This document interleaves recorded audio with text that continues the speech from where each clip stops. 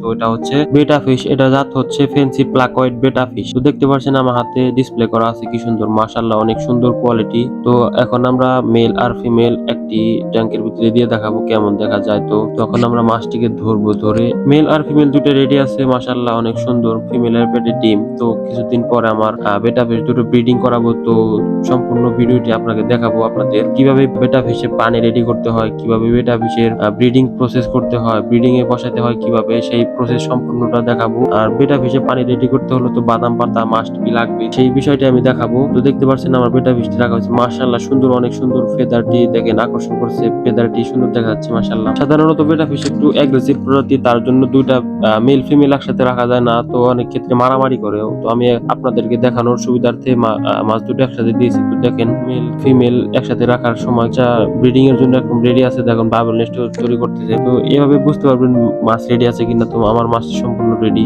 মাশাআল্লাহ মাছটি অনেক সুন্দর, ফিমেলটাও রেডি হয়ে গেছে। তো তার জন্য আমাদের ব্রিডিং বসানোর জন্য অতি শীঘ্র বসাবো। তো সেই প্রসেসটা আপনাদেরকে দেখাবো কিভাবে আমি ব্রিডিং এ বসাই মাছ, বিস্তারিত সবকিছু।